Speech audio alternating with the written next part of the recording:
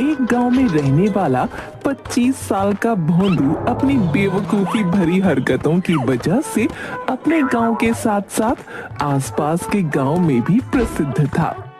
न जाने कितने लोगों ने उसे अपने घर में नौकर रखा और उसकी हरकतों की वजह से निकाल दिया। एक बार गांव के करोड़ी मल ने भोंदू पर तरस खाकर उसे अपने घर नौकर बना लिया। एक दिन सेठानी भोंदू से, अरे भोंदू, ये ले 2 रुपए और दुकान से सुई ले आ। सेठानी जी, साइकिल लेकर जाऊं क्या? कामचोर, दुकान कितनी दूर है जो तू साइकिल से जाएगा? जा, पैदल जाकर लेकर आ।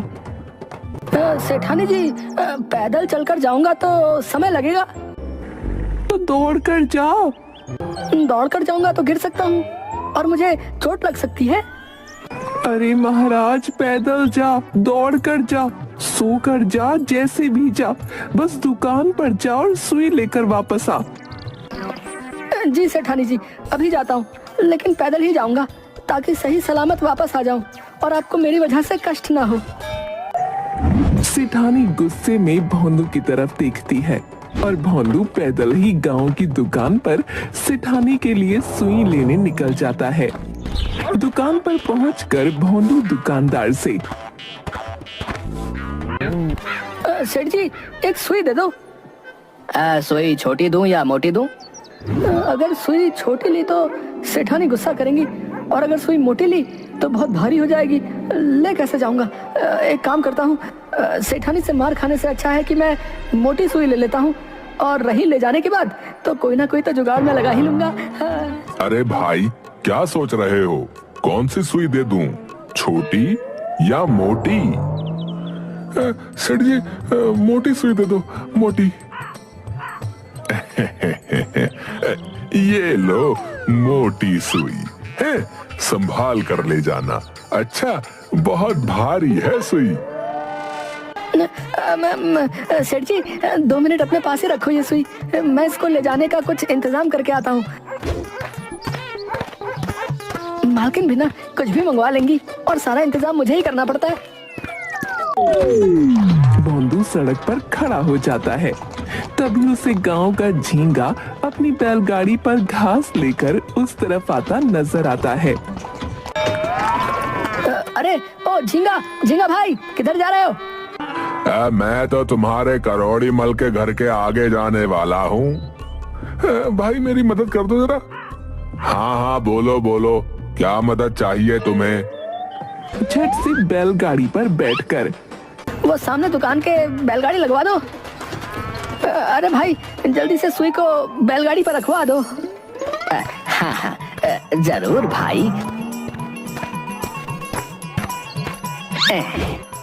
भाई झींगा, सेठानी ने मोटी सुई मंगाई है, वहीं लेकर जानी है। मोटी है इसलिए भारी है। क्या तुम इसे अपनी बैलगाड़ी में रखकर सेठ जी के यहाँ पहुँचा दोगे? इसे पहुँचाने में फिर आसानी होगी। अरे सुई भी रख लो और तुम भी बैठ जाओ। नहीं नहीं, तुम बस ये सुई रख लो, मैं तो पैदल ही ठीक हूँ। ज्यादा वजन बैलगाड़ी पर सही नहीं। ठीक है, रख दो। भोंदू सुई घास के बंडल पर रख देता है और खुद बैलगाड़ी के साथ दौड़ता हुआ करोड़ी मल की हवेली के पास पहुंच जाता है। भाई झींगा, तुम जरा रुक जाओ, मैं अंदर से किसी को बुला कर लाता हूँ सुई उतरवाने के लिए। क्या मूर्ख आदमी है ये, है? इतनी सुई उतारने के लिए आदमी बुलाने गया है।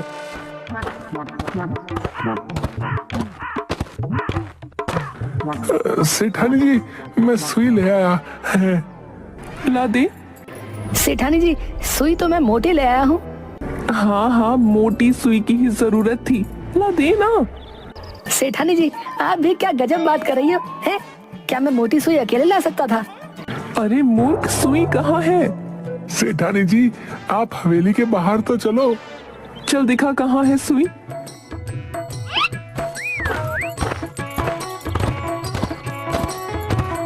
भोंदू सेठानी को लेकर हवेली के बाहर जाता है और बैलगाड़ी की तरफ इशारा करते हुए कहता है, सेठानी जी, इसमें रखिए सुई, उतरवा लो जरा।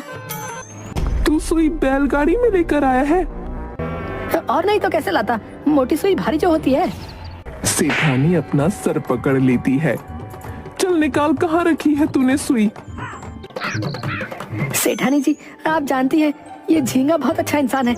इसने किराए का एक भी पैसा नहीं लिया और फ्री में ही सुई हमारी हवेली तक छोड़ने आ गया। भोंदू जल्दी उतार अपनी सुई, है मुझे देर हो रही है। और हाँ, भाड़ा भी लेते आना, पूरे 50 रुपए। अरे भोंदू, कहाँ है सुई? और 2 रुपए की सुई का 50 रुपए का भाड़ा करके आया तू? भोंदू घास के बंडल में सुई ढूंढता हुआ कहता है। सेठानी जी, मैं सच कह रहा हूँ, मैंने सुई घास के बंडल में रखी थी। नीचे उतर, बताती हूँ तुझे मैं। सेठानी जी, मैं सच कह रहा हूँ, मैंने सुई घास के बंडल में रखी थी। और हाँ, ये झींगा भाई से भाड़े की कोई बात भी नहीं हुई थी। देख भोंदू, इतना इंतजार वहाँ दुकान पे किया, तुमने सुई चढ़ाई और यहाँ तक मैं ले आया। अब मेरा काम खत्म, मेरा भाड़ा लाओ। मालकिन, आप टेंशन मत लो, मेरी पगार से काट लेना 50 रुपए।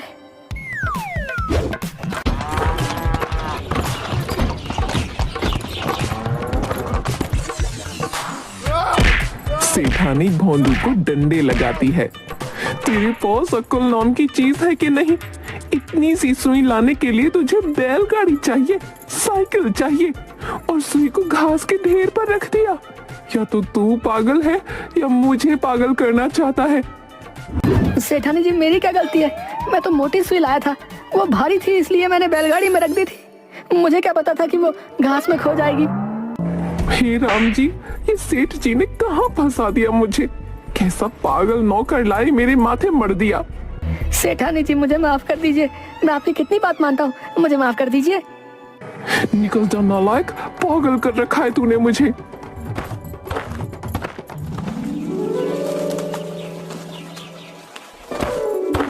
सेठानी को शाम के समय योगा करने की आदत थी।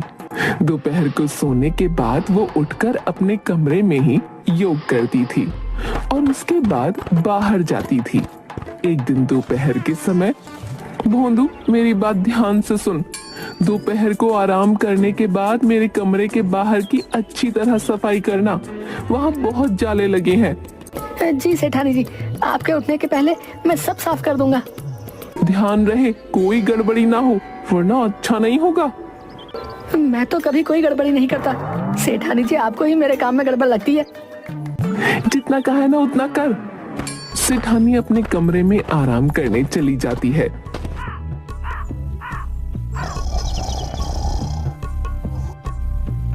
भोंदू भी थोड़ी देर आराम करने के बाद खुद से बोलता है।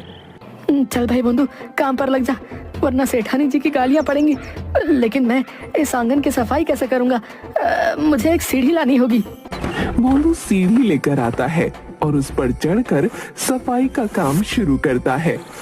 थोड़ी देर बाद दरवाजे के ऊपर बने रोशनदान को साफ करने पहुंचता है। अरे सेठानी जी को ये क्या हो गया? ये नीचे कैसे गिर गई हैं? सेठानी जी, आपको क्या हो गया? सेठानी शवासन में जमीन पर लेटी होती है। सेठानी जी, मैंने ऐसी क्या गलती कर दी जो आपने इतना बड़ा कदम उठा लिया?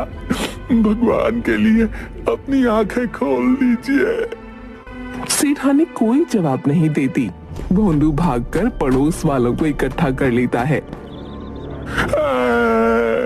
मेरी सेठानी मर गई, अब मैं अपने सेठ जी को क्या जवाब दूंगा? तू ये क्या कह रहा है भोंदू? होश में तो है? हाँ, मैं सच कह रहा हूँ भाई। देखो चलकर, सेठानी जमीन पर मरी हुई पड़ी है, कुछ भी जवाब नहीं देती। मैंने तो बहुत आवाज दी। मैं जल्दी से सेठ जी को बुलाकर लाता हूँ। सेठ जी, अनर्थ हो गया, जल्दी घर चलिए। क्या बात हो गई भोंदू? सेठानी जी आपको छोड़कर इस दुनिया से चली गई। आप विधवा हो गए सेठ जी, आप विधवा हो गए। क्या बकवास कर रहा है?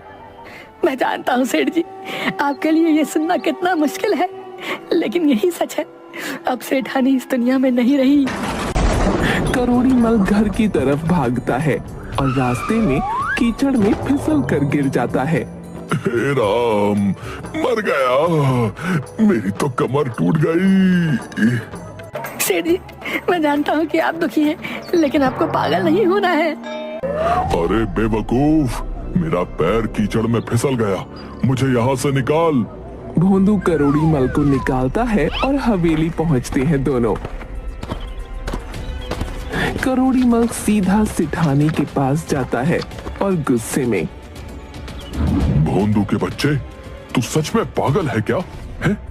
ये मरी नहीं, आसन कर रही है ये। नीचे योग मैट नहीं दिख रहा तुझे? अच्छी भली सांसें चल रही है उसकी। तभी सेठानी ध्यान से बाहर आती है और करोड़ी मल को देखकर डर जाती है। कौन हो तुम और तुम्हारी हिम्मत कैसे हुई मेरे कमरे में आने की? अरे भाग्यवान, ये तो मैं हूँ, अब पहचाना नहीं? आवाज तो सेठ जी की लग रही है, लेकिन तुम कौन हो? अरे सेठानी जी, आप जिंदा हैं? तो क्या मुझे मर जाना चाहिए था? बोलो। नहीं नहीं नहीं नहीं सेठानी जी। तभी करोड़ी मल बीच में बोलता है, चुप कर तू। ये सब क्या हो रहा है? इतनी भीड़ क्यों जमा है यहाँ? करोड़ी मल सेठानी को सारी बातें बताता है। अरे बहुत हो गया, अब मैं बर्दाश्त नहीं करूंगी। अगर आपको इस भोंदू को घर में रखना है तो कल से ये आपके साथ दुकान पर जाएगा। सेठानी भोंदू से बहुत परेशान थी। दूसरे दिन से वो भोंदू को करोड़ी मल के साथ दुकान पर भेज देती है। ठीक है भोंदू, चल तू मेरे साथ दुकान पर। जी करोड़ी मल जी, क्या काम है बताइए। अरे दुकान पर तो चल पहले। करोड़ी मल का कपड़ों का व्यापार था। भोंदू बेटा, ये ले एक कपड़े का थान, इसे ले जा और ले जाकर चौक के पास खड़ा हो जा। कोई ग्राहक दिखे तो उसे बेच देना। जी करोड़ी मल जी, बस इतना सा काम है, ये तो मैं बड़ी आसानी से कर दूंगा। लेकिन करोड़ी मल, आप कितने बेवकूफ हैं। क्या बोला बे भोंदू, मैं बेवकूफ हूँ? मेरा मतलब है करोड़ी मल, आपने मुझे कपड़े का थान तो दे दिया, लेकिन ये नहीं पता है कि कपड़े का थान बेचना कितने में है। देखो भाई भोंदू, भगवान की दया से हमारा धंधा अच्छा चलता है, तो 10 रुपए ऊपर या 10 रुपए नीचे क्या फर्क पड़ता है? हमें ज्यादा का लालच नहीं है। तू बस ये कपड़े का थान बेचकर आ जा। ठीक है करोड़ी मल, बस थोड़ी देर में कपड़े का थान बेचकर वापस आता हूँ। भोंदू गांव के चौक के पास जाता है और कपड़े का थान अपने सर पर रखकर बैठ जाता है। एक आदमी वहाँ से गुजरता है। क्यों भाई, कपड़े का थान बेच रहे हो? नहीं तो क्या, ये कपड़े का थान अपने सर पर लाद कर पापड़ सुखा रहा हूँ। अरे बोलने का तरीका तो सीख लो भाई, है? भला कोई ऐसा धंधा करता है? अपनी बकवास बंद कर, कपड़े का थान खरीदना है तो बोल, नहीं तो आगे चल। तभी श्यामू आता है। अरे भोंदू, ये क्या कर रहा है यहाँ धूप में बैठकर? दिखता नहीं क्या कर रहा हूँ? अरे नाराज क्यों हो रहा है? कपड़े का थान बेच रहा है। हाँ, करोड़ी मल ने कहा है, इसलिए तो ये कपड़े का थान लेकर यहाँ बैठा हूँ। कितने का दिया कपड़े का थान? 10 रुपए ऊपर 10 रुपए नीचे, सही दाम बोल रहा हूँ, तुम्हें चाहिए तो बोलो। ये तो है ही पूरा गधा, आज इसे बेवकूफ बनाकर ये कपड़े का थान ले लेता हूँ। अरे कपड़े का थान चाहिए तो बोलो। हाँ हाँ, नाराज मत हो, पहले ये तो बताओ कैसा चल रहा है कारोबार? बड़े मजे से चल रहा है, सुबह से ग्राहकों की लाइन लगी है। आज तो ग्राहक एक के बाद एक आए जा रहे हैं। ये तो बड़ी अच्छी बात है। अच्छा ये तो बताओ, ये कपड़े का थान कितने में दोगे? बोला तो 10 रुपए ऊपर या 10 रुपए नीचे क्या फर्क पड़ता है? श्यामू 10 रुपए के 2 नोट निकालता है और एक नोट कपड़े के थान के नीचे रखता है और एक नोट कपड़े के थान के ऊपर। लो भाई, 10 रुपए ऊपर और 10 रुपए नीचे। अब ये कपड़े का थान हुआ मेरा। ये हुई असली धंधे की बात। चलो ये लो तुम अपना कपड़े का थान और खुश रहो। हाँ भाई, ये तुमने बिल्कुल सही कहा। श्यामू कपड़े का थान लेकर वहाँ से चला जाता है और भोंदू खुशी खुशी करोड़ी मल के पास वापस आता है। अरे भोंदू, बेच आया कपड़े का थान? जी सेठ जी, बेचा है कपड़े का थान। अरे तू तो बड़ा होशियार है, इतनी जल्दी बेच कर आ गया। सेठ जी, सेठानी जी तो ऐसी गुस्सा करती है, और आपने तो अपनी आंखों से देख लिया कि मैं कितना कमाल का हूँ। घंटे का काम मिनट में करता हूँ। हाँ। तू सही कह रहा है। अब एक काम और कर। जी सेठ जी बोलिए, क्या हुक्म है? अभी शाम होने को बहुत समय है, तो ये एक और कपड़े का थान ले जा और इसे भी बेच कर आ। जी सेठ जी, बस आप तीसरा कपड़े का थान भी तैयार रखिए। मैं शाम होने तक तो 4-5 कपड़ों के थान ऐसे ही बेच दूंगा।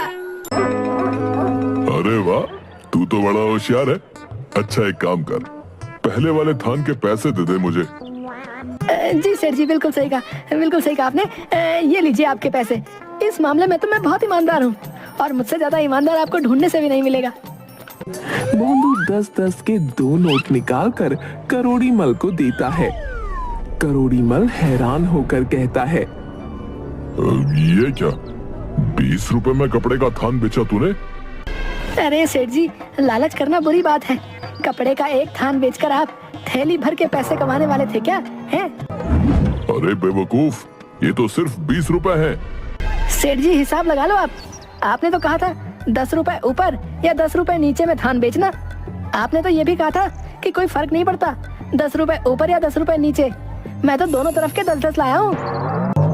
अरे पागल, तूने तो मेरा सत्यानाश कर दिया। सेठ जी, ये आप क्या कह रहे हो? आपने जैसा कहा था मैंने तो वैसा ही किया। सही कहती है तेरी सेठानी। तू तो है ही पागल, एक नंबर का नालायक। निकल जा यहाँ से और दोबारा अपनी शक्ल मत दिखाना। ठीक है सेठ जी, मेरा हिसाब कर दो। तेरा हिसाब क्या कर दूं मैं? है मैंने मेहनत से काम किया है सेठ जी, जैसा आपने कहा था वैसा ही किया है। मुझे मेरे पैसे दे दो। रुक जा, अभी देता हूँ तेरे पैसे। करोड़ी मल भोंदू की पिटाई करता है और उसे दुकान के बाहर निकाल देता है। आ गया बेटा। आ तो गया माँ, लेकिन मुझे करोड़ी मल का हिसाब कुछ समझ नहीं आ रहा है। क्यों, क्या हुआ? उस करोड़ी मल ने मुझसे बेईमानी कर ली। पैसे तो दिए नहीं और मेरी कमर अलग से तोड़ दी। एक नंबर का बेईमान है वो। क्या बेईमानी की करोड़ी मल ने? बता मुझे। भोंदू अपनी माँ को सारी बात बताता है। अरे बेवकूफ, न जाने कहाँ से तू पैदा हुआ रे। तूने तो मुझे दुखी कर रखा है। सारा गांव मुझ पर हंसता है। माँ तुम ऐसे मत कहो, मैंने क्या गलती की है? अरे मूर्ख, तू क्या जाने मैंने तुझे कैसे पाला है, कितने दुखों से तुझे पाला है। तुझे हमेशा मैंने ताजा खाना खिलाया कि कहीं तेरी अक्ल कम ना हो जाए, लेकिन तू है कि कुछ समझता ही नहीं। भोंदू अपनी बेवकूफी भरी हरकतों से ऐसे ही गांव वालों और अपनी माँ को परेशान करता रहता था।